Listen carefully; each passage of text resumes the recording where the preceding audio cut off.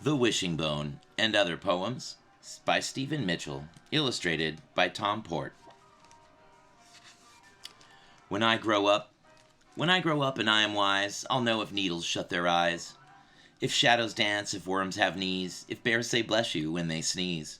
When I grow up and I am old, I'll know where secret tales are told, where dreams are born, where dragons fly, where ladders lean against the sky. And when they think that I am dead, I'll know who puts the moon to bed, who lights the stars, who lifts the sun, who leads the planets one by one. The Wishing Bone. It happened on a winter's day. The air was cold, the sky was gray. Out walking in the woods alone, I came upon a wishing bone. I picked it up and wished the sky as warm and gentle as July.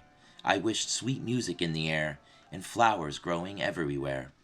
I wished an apple orchard and a beach with sugar-flavored sand, a lake, a little birch canoe, and everything I wished came true. I wished down, tinier than a flea. I wished up above the tallest tree. I wished me as a wolf, a shark, a firefly shining in the dark, a blade of grass, an ocean wave, a bear asleep inside its cave. I wished a talking daffodil. I wished a dragon I could kill. I wished a flock of purple geese. I wished the world eternal peace. I wished a pair of angels' wings, and then 1,000 other things. But after many days had passed, each wish seemed easier than the last, and I felt bored, as stiff as stone, and wished the wishing off the bone. And suddenly I stood at ease among the bare and patient trees. One ordinary winter's day, the air was cold, the sky was gray. The Trial. "Gentlemen of the jury," cried the prosecuting pig, as, stepping from behind his desk, he danced a little jig.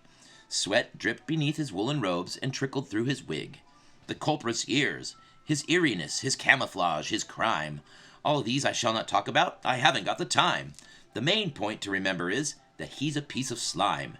Don't bother with the evidence, just scrutinize his face. His eyes are pools of guilt, his nose a tunnel of disgrace. Weird thoughts stand up inside his brain like flowers in a vase.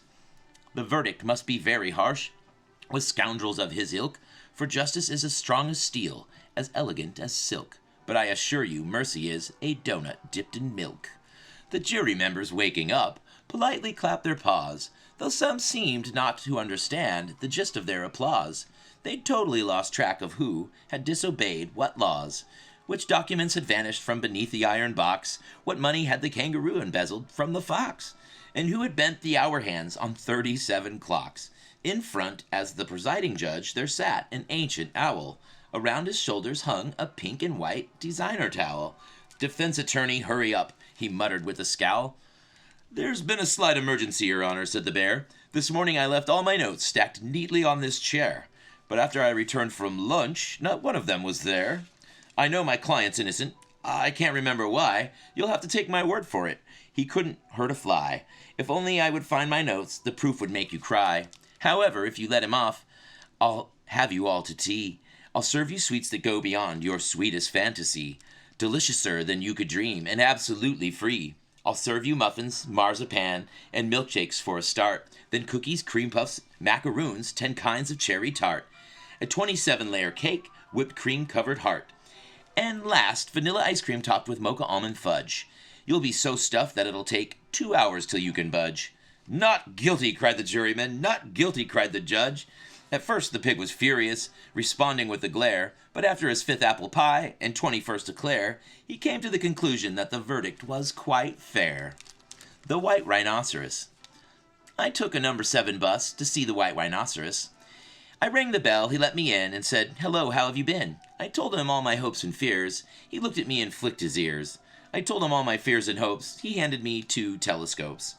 I questioned him about his horn. He said, "Before the world was born."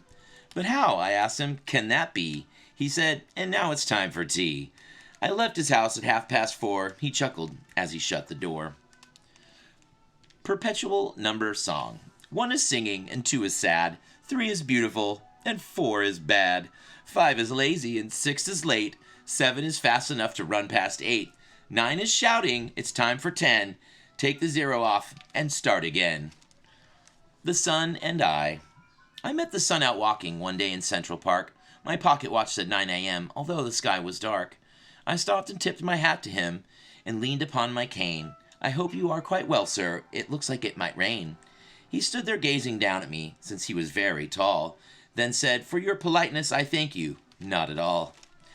I'd love to stay here chatting, amigo, said the sun, but really I must get back home before the day is done.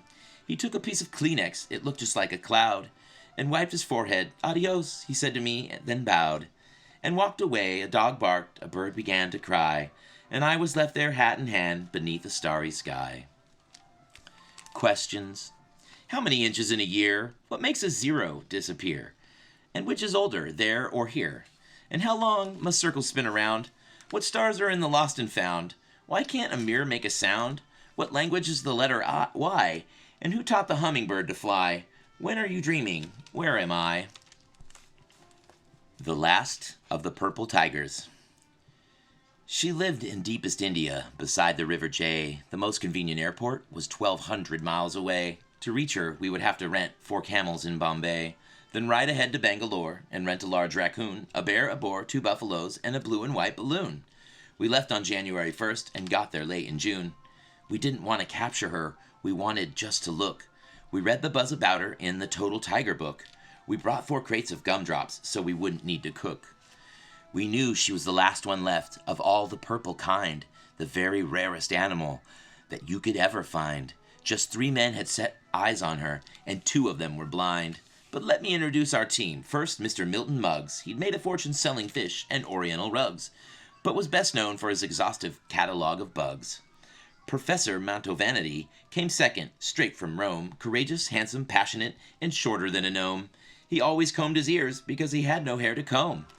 Third was the great photographer, Aurelian Q. Zink, who filmed 1,000 creatures from the mantis to the mink, developing each photo as he tap-danced in the sink. And last of all, though not the least, okay, I'll take a bow, was me, Gerard the Talking Chimp, the toast of old Macau. You didn't think this poem was by a monkey, did you now? One night we reached the River Jay, much later than we'd planned. The 4 of us, with bated breath, walked forward hand in hand. An orange hippopotamus lay sleeping in the sand. We saw a herd of crimson deer, a turquoise porcupine, some lavender rhinoceroses, maybe 8 or 9, a pair of sky blue cobras coiled beneath a sky blue vine, 2 dozen gold mongooses, or should I say mongoose, and 37 pearl gray lambs with lemon yellow fleece. 2/3 of them were skinny, and the other third obese. The moon was full, its silver lips were rounded in an O. As if amazed by everything it witnessed down below, we walked straight forward, single file, as fast as we could go. And there she was, so suddenly that none of us dared speak.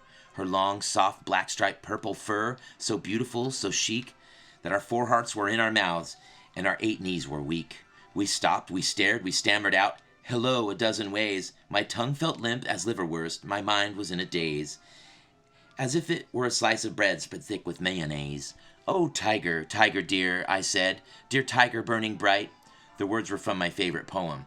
It is with much delight that we at last have found you in the forests of the night.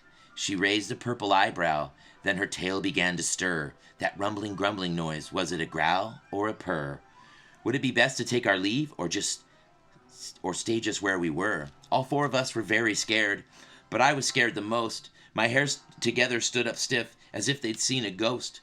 My mind lay flat before me, like a piece of buttered toast. I scratched my ears, I scratched my chin. What should we do? I did a dozen somersaults, but didn't have a clue. My mind was in a lather, like a head full of shampoo. What was the tiger thinking? Was she angry? Was she bored? I made 100 faces, felt absolutely floored. But the tiger all at once leaned back her head and roared with laughter. We were so relieved. We hugged ourselves in glee. It helps to have along with you the kind of chimpanzee that tigers find amusing. Yes, it helps to have me. I told the story many times to all the magazines, to paupers and to presidents, to communists and queens, to diplomats in formal dress and journalists in jeans. I've told them how we camped for months beside the tiger's lair, Professor M and Zink and I, and Muggs the millionaire. We hardly let her out of sight. We trailed her everywhere. We watched her by the riverbank. We watched her on the plains. We watched her in the blazing sun and in the summer rains. We watched her silent with the ducks or whooping with the cranes. And when we weren't watching her, we put ourselves at ease, stretched out beneath the branches of the Baraboomba trees. Their fruits taste like vanilla fudge plus gorgonzola cheese. Zinc took 5,000 shots of her in every purple pose, while running, leaping, looking at a rabbit or a rose, while resting as she washed her face or licked between her toes. The photos would have been superb, but on the very day we got there we all unpacked, and Zinc found to his dismay that he had brought no film along. He'd left it in L.A. The summer slowly ended. We were halfway into fall, with our supply of gumdrops getting dangerously small. We knew we had to take the first free hippo to Bengal, then transfer out to Bangalore. We waved a sad goodbye to our dear tiger. All of us were struggling not to sigh, especially Professor M and Zinc and Muggs and I. Well, I do miss her. Yes, sometimes so much that I could weep. I think about her every day, and as I fall asleep, I see her purple smile among the lemon-yellow sheep. Yet somehow I keep wondering if she's not the very last. The future is more flexible, more marvelous and vast than we can ever really know. We only know the past. What if, in deepest India, beside the river Jay, what if, in that dark forest land, so many miles away, she met another of her kind on one ordinary day? Her mate, her very own, a male as beautiful as her. She gazes at his shining eyes, his long, soft purple fur. And then she slowly walks to him, and both begin to purr. What if, and then someday, a little tigaroo, a tiny purple ball of fluff, or maybe even 2, or 3 or 4, it's possible. I know it is to you. The answer. It was a bilgy-bulgy night inside the wiffle bog. The linglings howled obstreperous, the owls ambideperous fell both ways through the fog. I came condensed and dire of heart, my pockets lined with glue. I bowed and stood there grinned upon, aghast that I was pinned upon a certain point of view. I asked him why, I asked him whence, I asked him whither ho. I asked him if my gravity would lift inside the cavity, and where the greens would go.